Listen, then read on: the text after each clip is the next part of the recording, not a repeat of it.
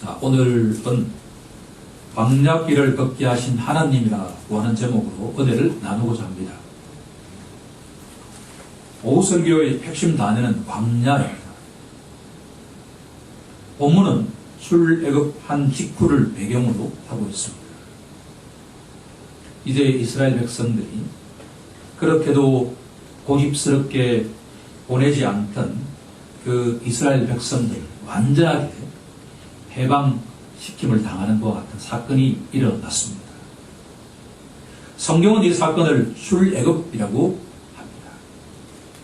출애굽 사건은 영화에도 등장할 정도로 우리에게 잘 알려져 있는 것과 같은 내용입니다.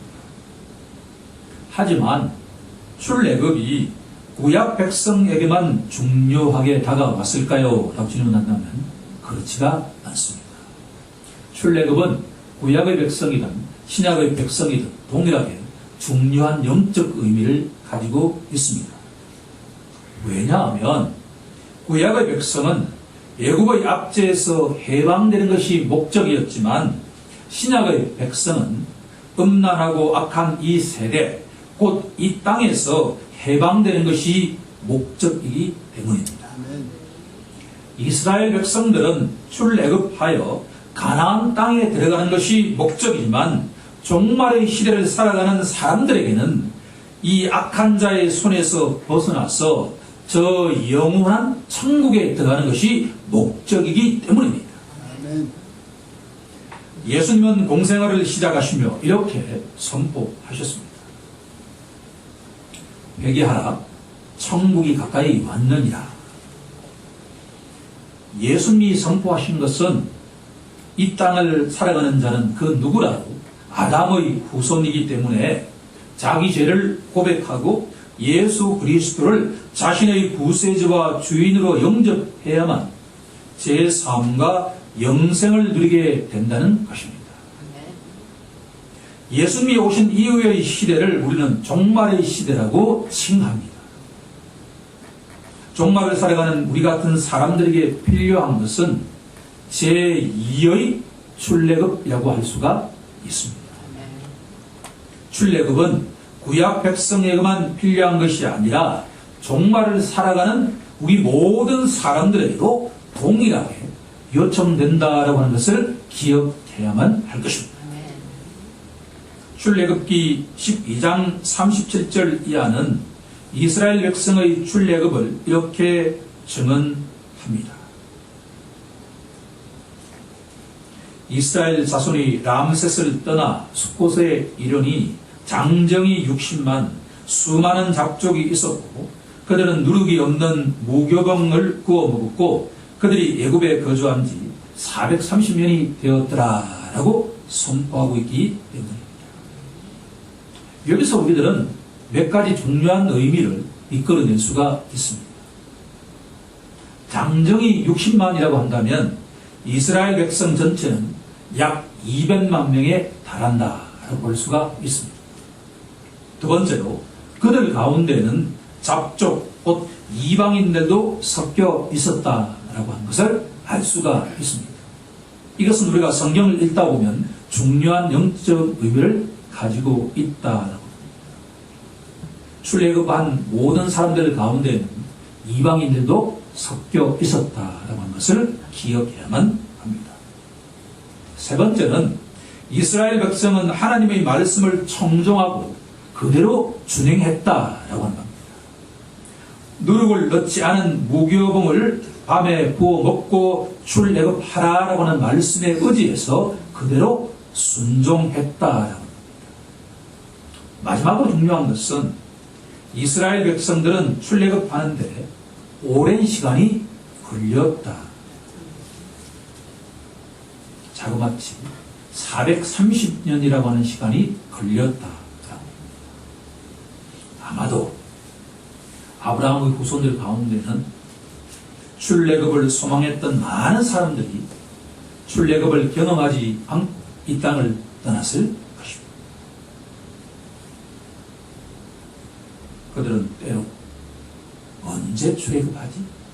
진짜 하나님의 말씀이 성취될까? 라고 의문을 제기한 사람들이 많이 있었다. 그런데 430년이 지나자 곧 하나님이 정해놓으신 시간이 되자 출애굽할 수 있었다라고 하는 겁니다. 혹시 우리 중에 이렇게 질문하는 사람들도 있을 것입니다.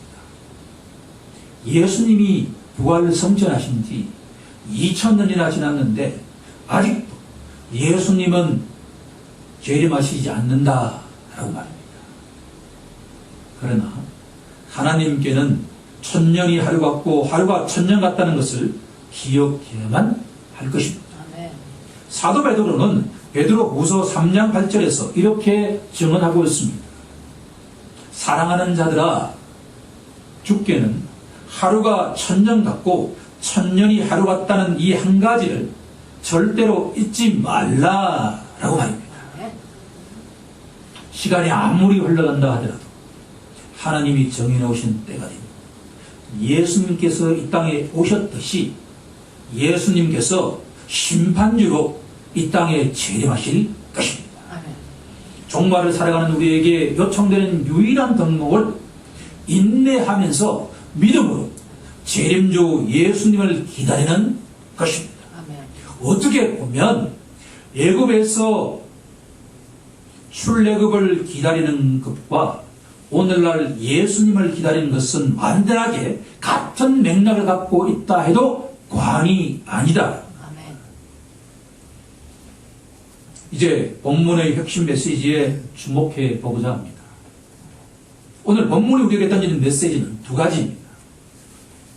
하나는 과연 누가 이스라엘 백성을 광야길로 인도하셨는가라고 하는 겁니다.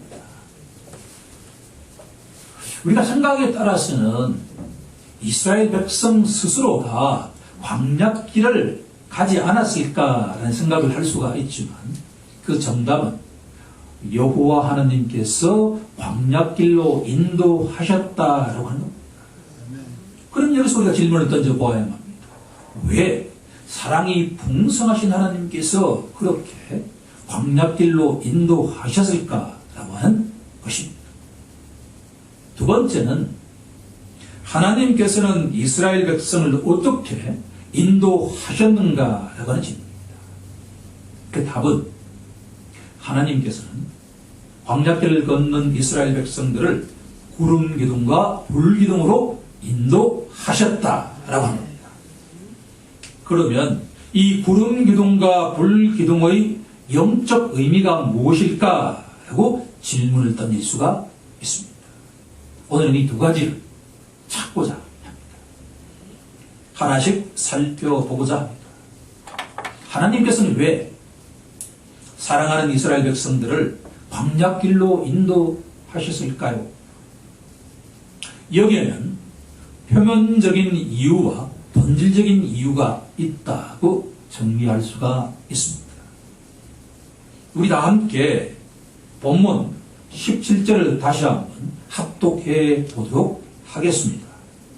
본문 17절을 함께 천천히 합독해 보도록 하겠습니다. 시작. 바로가 백성을 보낸 후에 블레셋 사람의 땅의 길은 가까운지라도 하나님이 그들을 그 길로 인도하지 아니하셨으니 이는 하나님이 말씀하시기를 이 백성이 전쟁을 하게 되면 마음을 돌이켜 애굽으로 돌이킬까 하셨습니다. 아멘. 사실은 이스라엘 백성들은 애굽 북쪽으로 직행할 수도 있었습니다. 그러면 거기에는 아주 좋은 길도 있었기 때문에 그다지 큰 시간이 걸리지 않고 가나안 땅으로 들어갈 수가 있었습니다.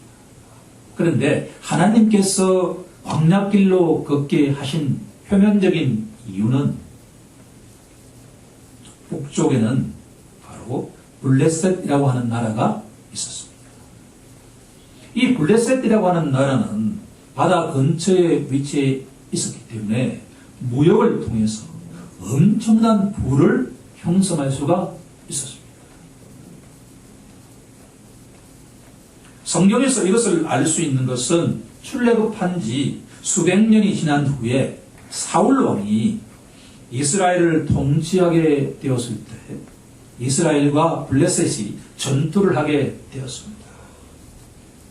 그런데 블레셋 군사들은 철기를 들고서 중무장하고서 전투에 임했지만 이스라엘 백성들은 사울 왕을 제외한 모든 군사들은 낫과 호미를 들고 전투에 임했다라고 우리에게 알려주고 있습니다.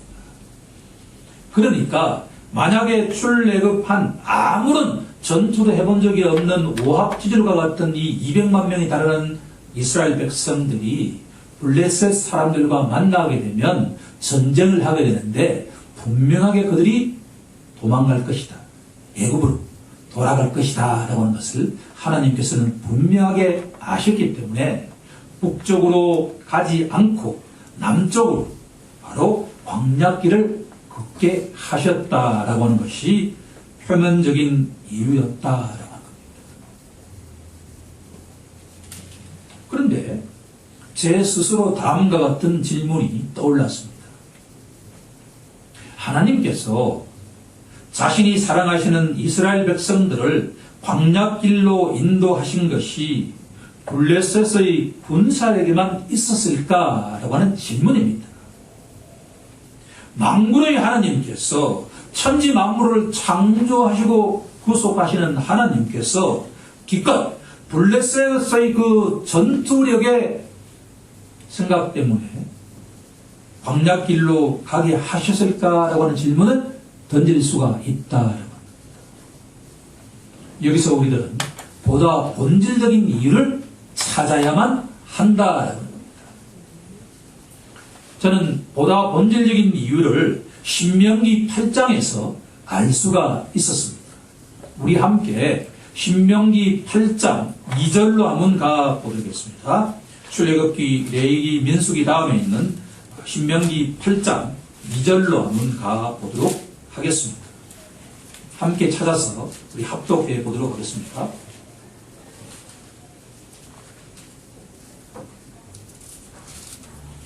자, 함께 읽겠습니다.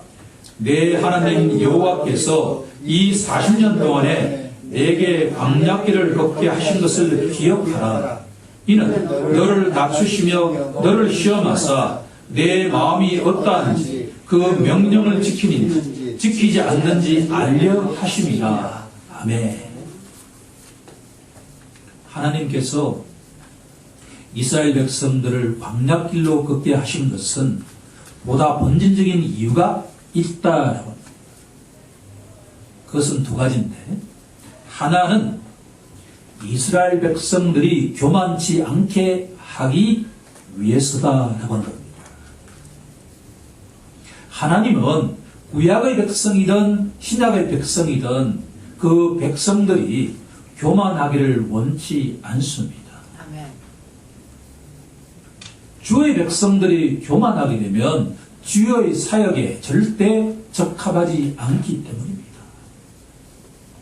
주의 백성들은 언제 어디서라도 그 영이 가난해져야 합니다. 예수님께서는 마태복음 5장 3절에서 이렇게 선포하고 계십니다. 심령이 가난한 자는 복이 있나니 천국이 그들의 것임이요. 하나님의 백성은 언제라도 교만해서는 안 되는 줄로 믿습니다. 아멘.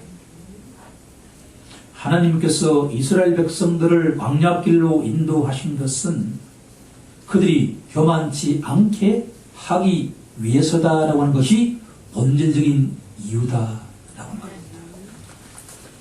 두 번째로 하나님께서 이스라엘 백성들을 광야길로 인도하신 것은 자기 백성이 하나님의 말씀을 청정하고 준행하는지를 시험하기 위해서다라고 선포하고 있습니다.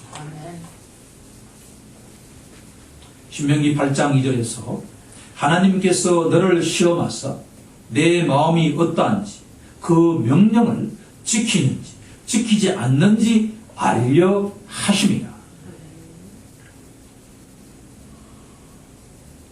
그 불가능하다고 생각했던 출애굽을 경험케 한 이스라엘 백성들이 과연 광야에서 눈에 보이지 않는 하나님께서 과연 자신들을 이끌고 계신다라고 하는 것을 실질적으로 믿고 있는지 그렇지 않는지를 시험하기 위해서 광야길로 인도하셨다라고 하는 것이 신명기 8장 2절이 우리에게 던지는 메시지입니다. 그러나 이스라엘 백성들은 하나님의 시험에 번번이 실패했다라고 증언하고 있습니다. 우리는 사도 바울의 경고에 귀를 기울여만 합니다. 그런즉 선줄로 생각하는 자는 넘어질까 조심하라 라고 말입니다. 우리 모두 주님의 말씀을 청정하고 준행하는 자가 되길 간절히 소망합니다. 두 번째 토픽인데, 하나님께서 광야에서 구름 기둥과 불 기둥으로 인도하셨다고 하는데, 구름 기둥과 불 기둥의 영적 의미가 무엇인가라고 하는 겁니다. 우리처럼 도시 생활에 익숙한 사람들에게 구름 기둥과 불 기둥이라는 단어는 추상적으로 다가옵니다. 몽골 사막을 체험한 우리 사모님 이야기를 들어보면 낮 시간 동안 사막을 횡단하다 보면 실질적으로 쉴 수 있는 곳은 어디인가 하면 구름이 머물러 있는 곳 안에는 너무나 시원해서 구름 기둥이 무엇을 의미하느냐라는 것을 알 수 있다고 합니다.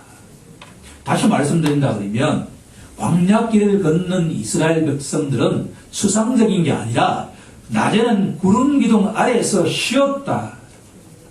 문제는 그 인원들이 200만 명이 실릴 정도로 구름의 사이즈가 컸다라고 하는 것이 다를 뿐이다. 밤이 되면 광야의 별은 우리가 농촌과 산에 가면 그 별이 크게 보이지만 몽골과 같은 광야에서의 별은 바로 내 머리 위에 달려 있다. 손을 뻗치면 바로 그 별을 딸 수 있을 정도가 된다. 그러니 그 별이 어두운 밤에 자기 앞길을 비춰준다는 것은 너무나 당연한 것이 아니겠습니까? 하나님께서 구름 기둥과 불 기둥으로 이스라엘 백성들을 인도하셨다라고 하는 것은 광야에서 실질적으로 체험할 수 있는 자연 현상을 가지고 설명하고 계신다라고 합니다. 본문 21절을 보면 여호와께서 그들 앞에서 가시며 낮에는 구름 기둥으로 밤에는 불 기둥을 그들에게 비추사 낮이나 밤이나 진행하게 하시니. 여기서 가장 먼저 주목할 단어는 구절은 여호와께서 그들 앞에 가셨다. 세상의 지도자는 말만 할지 모르지만 우리 주 하나님께서는 이 광야길을 걷는 이스라엘 백성들의 제일 앞에서 그들을 이끌고 가셨다라고 한 겁니다. 여기서 우리는 다윗의 고백이 들리지 않습니까? 여호와는 나의 목자시니 내게 부족함이 없으리라. 광야길을 인도하시는 하나님은 이스라엘 백성에게 목자이셨습니다. 이스라엘 백성에게 목자이셨다면 우리 같은 성도에게도 하나님은 동일하게 목자가 아니시겠습니까? 우리 덕성교회 앞에 가장 최전선에 누가 서 계시냐 그러면 우리 주 예수 그리스도께서 함께 서 계시는 줄로 믿습니다. 우리는 그분을 따라갈 뿐입니다. 우리는 날마다 믿음의 눈으로 우리 교회의 가장 앞에 주님이 서 계신다라는 것을 믿음의 눈으로 바라보길 간절히 소망합니다. 눈에 보이지 않는 하나님께서는 이스라엘 백성과 함께 하심을 시각적으로 보여주시기 위해서 낮에는 구름 기둥을 보여주시고 밤에는 불 기둥을 보여주셨다라고 합니다. 이스라엘 백성들은 구름 기둥이 이동하면 200만 명이 함께 이동했고 구름 기둥이 멈춰 서면 200만 명이 멈춰 섰다라고. 이스라엘 백성이 이렇게 했다면 주님이 앞에 달려가실 때는 우리도 함께 달려가야 하지만 주님이 멈춰 서시면 우리 모든 성도들도 함께 멈춰 서야 할 것입니다. 또 밤의 광야는 기온이 떨어지기 마련입니다. 하나님께서는 이스라엘 백성들이 추위에 떨까 염려하셔서 불 기둥으로 그들에게 따뜻함을 선물로 주셨다.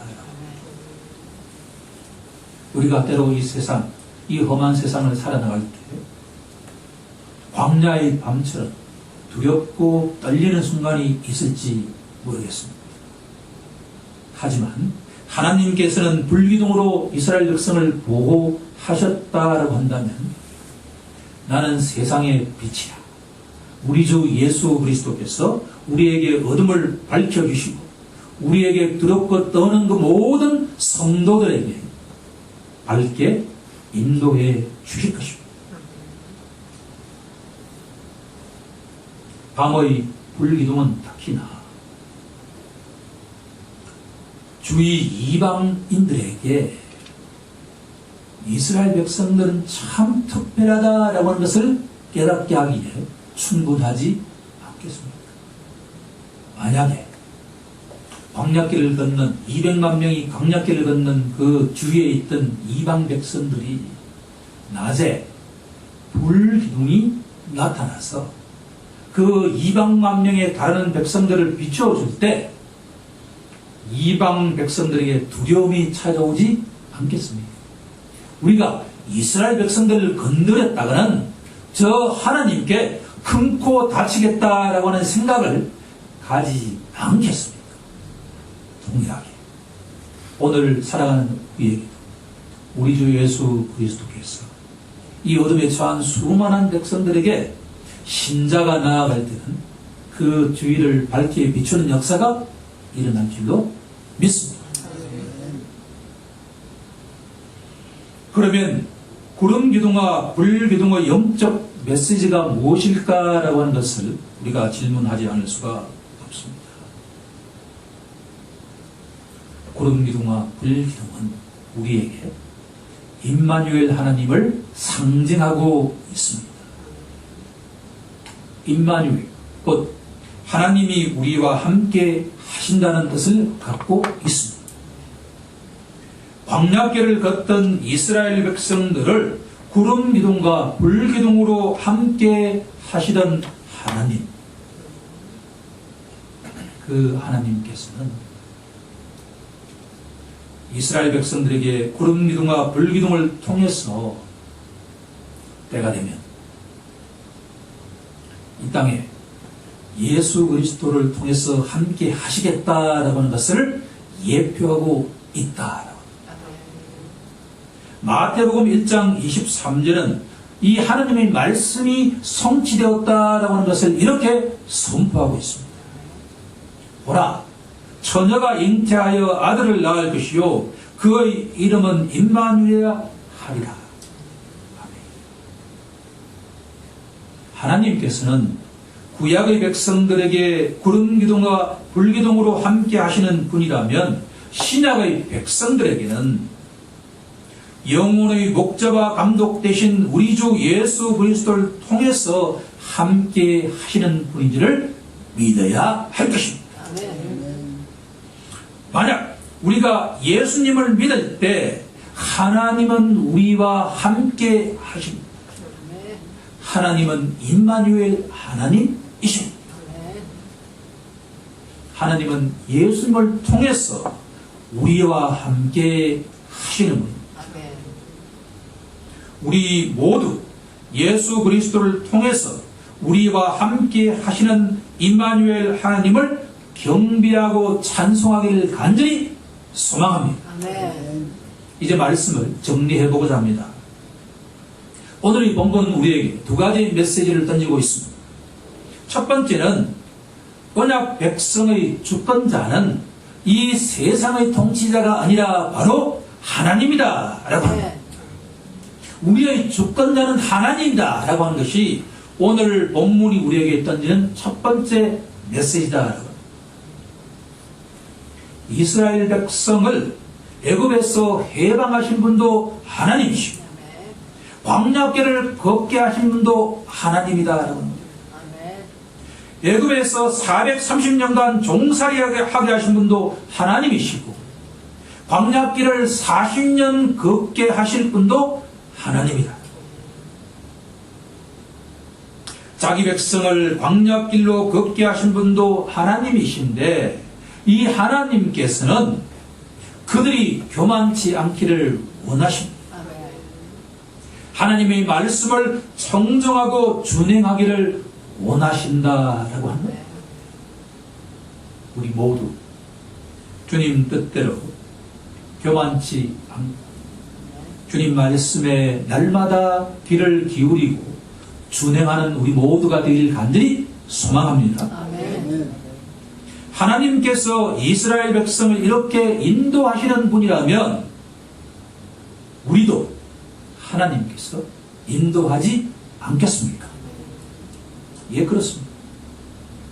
하나님께서는 우리를 선한 길로, 생명의 길로 인도해 가시는 분입니다. 아멘. 우리 모두 주님을 믿고 저 표대를 향해서 나아가길 간절히 소망합니다. 둘째는 주권자 하나님은 자기 백성과 동행하시는 분입니다. 광야 40년 동안 하나님께서는 구름 기둥과 불 기둥으로 동행하셨습니다. 구약의 백성들에게는 시각적인 효과를 하나님께서는 노리셨다라고 볼 수가 있습니다. 때가 찾아 하나님께서 독생자 예수 그리스도를 이 땅에 보내시어 우리와 동행하셨습니다. 이처럼 예수 그리스도가 하나님 말씀의 성취라고 한다면 때가 차면 예수님께서는 심판주로 이 땅에 재림하실 것입니다. 우리는 이 모든 것을 믿고 나아가야 할 것입니다. 우리 모두 주권자 하나님을 인정하고 예수님의 재림을 믿음으로 기다리며 나아가길 우리 주 예수 그리스도의 이름으로 간절히 축원하옵나이다. 아멘. 아멘.